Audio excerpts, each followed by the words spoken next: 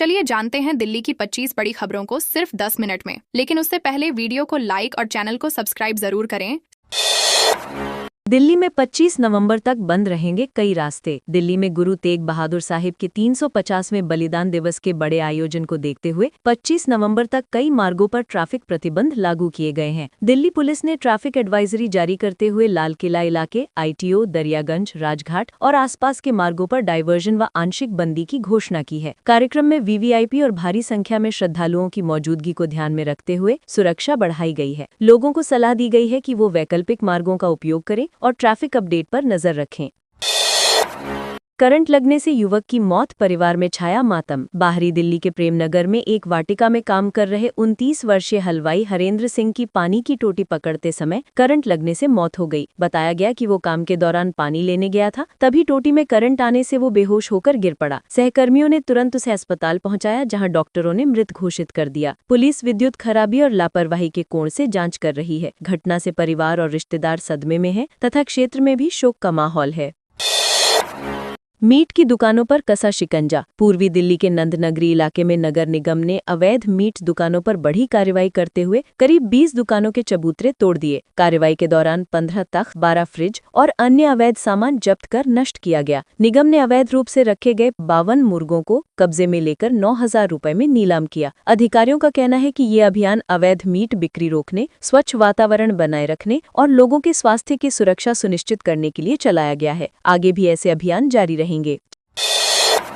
400 के पार पहुंचा AQI। Delhi NCR में छाई जहरीली धुंध। दिल्ली में प्रदूषण स्तर अत्यंत खराब श्रेणी में पहुंच गया है। गुरुवार को सेंट्रल पोल्यूशन कंट्रोल बोर्ड के अनुसार राजधानी का औसत AQI 400 के पार दर्ज हुआ, जबकि वजीरपुर में ये 477 तक पहुंच गया, जो गंभीर श्रेणी में आता है। हवा की रफ्तार कम होने, तापमान गिरने और प्रदूषक कणों के बैठने के कारण दिल्ली NCR में घना स्मॉग छाया है। विशेषज्ञों ने संवेदनशील लोगों को बाहर कम निकलने और मास्क पहनने की सलाह दी है। प्रशासन भी निर्माण गतिविधियों सहित कई उपायों पर निगरानी बढ़ा रहा है। दिल्ली में अवैध रूप से रह रहा घानाई नागरिक गिरफ्तार। दिल्ली पुलिस ने निरंकारी ग्राउंड के पास से घाना के नागरिक हेनरी क्वाटी को गिरफ्तार किया, जो 2022 में वीजा समाप्त होने के बाद भी भारत में अवैध रूप से रह रहा था। पुलिस ने पूछताछ के बाद उसे FRRO के हवाले कर दिया, जहां कानूनी प्रक्रियाएं पूरी की गईं। इसके बाद उसे लामपुर स्थित डिटेंशन सेंटर भेजा गया है। आगे की कार्रवाई के तहत उसे उसके देश घाना वापस डिपोर्ट किया जाएगा। पुलिस ने बताया कि वीजा नियमों का उल्लंघन करने वालों पर सख्त निगरानी और कार्रवाई जारी रहेगी। आप विधायक के कार्यालय पर पुलिस का छापा। शनि बाजार रोड स्थित आप विधायक मुकेश अहलावत के कार्यालय को खाली कराने गई पुलिस टीम को समर्थकों के विरोध के कारण वापस लौटना पड़ा। महिला एवं बाल विकास विभाग ने कार्यालय खाली करने का नोटिस जारी किया था, जिसके खिलाफ विधायक ने हाईकोर्ट में याचिका दायर की है। अहलावत का आरोप है कि भाजपा सरकार आप विधायकों पर दबाव बनाकर राजनीतिक बदला ले रही है। समर्थकों ने कार्यालय के बाहर नारेबाजी कर कार्रवाई का विरोध किया। मामले में अगला कदम अदालत के आदेश पर निर्भर करेगा। आनंद विहार में प्रदूषण के साथ अतिक्रमण का डबल अटैक। पूर्वी दिल्ली का आनंद विहार क्षेत्र लगातार प्रदूषण हॉटस्पॉट बना हुआ है। नगर निगम ने फुटओवर ब्रिज से अवैध बाजार हटाने का दावा किया था, लेकिन 2 दिन के भीतर ही अतिक्रमण फिर शुरू हो गया। स्थानीय लोगों के अनुसार प्रशासनिक लापरवाही के चलते ये समस्या खत्म नहीं हो पा रही। अवैध दुकानों के कारण धूल, भीड़, ट्रैफिक और कचरा बढ़ रहा है, जिससे प्रदूषण भी और खराब हो रहा है। PWD और निगम अधिकारियों की भूमिका पर सवाल उठ रहे हैं। शिकायतों के बावजूद स्थिति में सुधार नहीं आया है। तिहाड़ जेल में कैदियों संग गायों का बसेरा। तिहाड़ जेल में कैदियों के पुनर्वास को ध्यान में रखते हुए जेल नंबर 7 में गौशाला की शुरुआत की गई है, जहां 10 साहिवाल गायें रखी गई हैं। उपराज्यपाल द्वारा उद्घाटित इस पहल का उद्देश्य कैदियों में करुणा, अनुशासन और सकारात्मक भाव विकसित करना है। इसके साथ ही जेल में 3 digital system, inventory management, NGO portal और डेटा प्रबंधन से जुड़ी सुविधाएं भी लॉन्च की गई हैं। अधिकारियों का मानना है कि गायों की देखभाल कैदियों के मानसिक स्वास्थ्य और व्यवहार सुधार में मदद करेगी।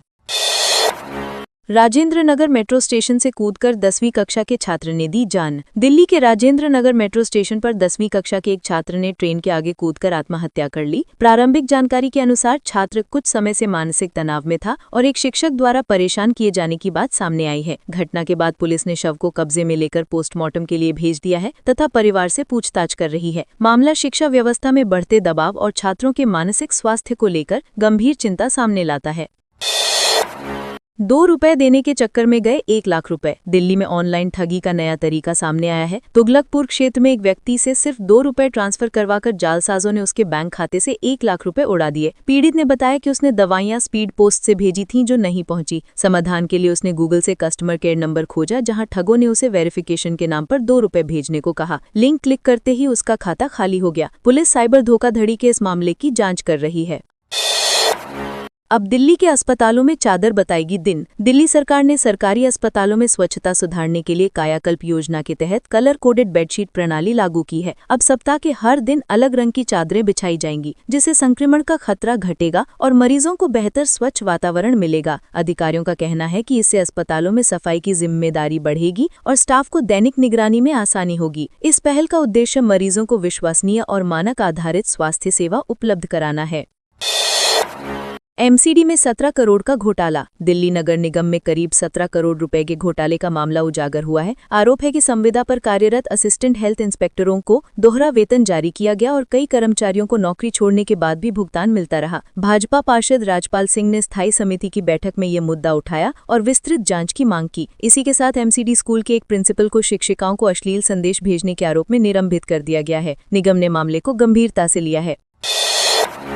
दिल्ली विश्वविद्यालय में खुला generation Z post office. Delhi विश्वविद्यालय में छात्रों के लिए एक आधुनिक जनरेशन जेड पोस्ट ऑफिस की शुरुआत की गई है। ये सिर्फ चिट्ठी पार्सल का केंद्र नहीं, बल्कि एक क्रिएटिव और सोशल लर्निंग हब के रूप में विकसित किया गया है। यहाँ छात्र वाईफाई का उपयोग कर सकते हैं, किताबें पढ़ सकते हैं, कला प्रदर्शनियां देख सकते हैं और विभिन्न गतिविधियों में शामिल हो सकते हैं। विश्वविद्यालय प्रशासन का कहना है कि ये पहल विद्यार्थियों को पढ़ाई, संवाद और क्रिएटिविटी के लिए एक नया खुला प्लेटफॉर्म प्रदान करेगी। छात्रों में इसे लेकर उत्साह देखा जा रहा है। लाल किला धमाके के बाद सतर्क हुई दिल्ली सरकार। लाल किला के सामने हुए धमाके के बाद दिल्ली सरकार ने पुरानी दिल्ली की समस्याओं को गंभीरता से उठाया है। मुख्यमंत्री रेखा गुप्ता ने एसआरडीसी के पुनर्गठन की जरूरत बताते हुए चांदनी चौक के समग्र विकास पर जोर दिया। बैठक में अतिक्रमण, कूड़ा, अव्यवस्थित यातायात और सुरक्षा से जुड़े मुद्दों पर चर्चा हुई। सांसद ने निगम का नाम बदलने का सुझाव दिया। मुख्यमंत्री ने सौंदर्यीकरण एवं सुधार कार्यों को तेज करने की प्रतिबद्धता जताई। व्यापारियों ने सरकार की सक्रियता और गंभीरता की प्रशंसा की। माओवादी नेता माड़वी हिडमा के मारे जाने पर जेएनयू में एबीवीपी ने निकाला विजय मार्च। जेएनयू परिसर में एबीवीपी ने माओवादी नेता माड़वी हिडमा के मारे जाने पर सुरक्षा बलों के सम्मान में विजय मार्च निकाला। कार्यक्रम में छात्रों ने वंदे मातरम और भारत माता की जय के नारे लगाए। एबीवीपी का कहना है कि हिडमा का खात्मा उग्रवाद के खिलाफ लड़ाई को मजबूत करेगा और सुरक्षा बलों के मनोबल को बढ़ाएगा। मार्च का उद्देश्य आतंकवाद और नक्सलवाद के खिलाफ सुरक्षा एजेंसियों के साहस को सम्मान देना था। कई छात्रों ने इसे राष्ट्रीय सुरक्षा के प्रति समर्थन का प्रतीक बताया। बिना मास्क लगाए घर के गेट पर खड़ा होना गुनाह नहीं। दिल्ली हाईकोर्ट ने कोरोना काल में बिना मास्क घर के बाहर खड़े होने पर दर्ज एक एफआईआर को रद्द कर दिया। वकील पर धारा 144 के उल्लंघन का आरोप था, लेकिन अदालत ने माना कि वो किसी भीड़ या सार्वजनिक स्थल पर नहीं था, इसीलिए अपराध नहीं बनता। हालांकि अदालत ने वकील पर जुर्माना लगाते हुए कहा कि सरकार द्वारा जारी दिशा निर्देशों का पालन सभी को करना चाहिए। फैसले के साथ महामारी के दौरान अनावश्यक रूप से दर्ज की गई कई एफआईआर पर पुनर्विचार की चर्चा भी तेज हो गई है।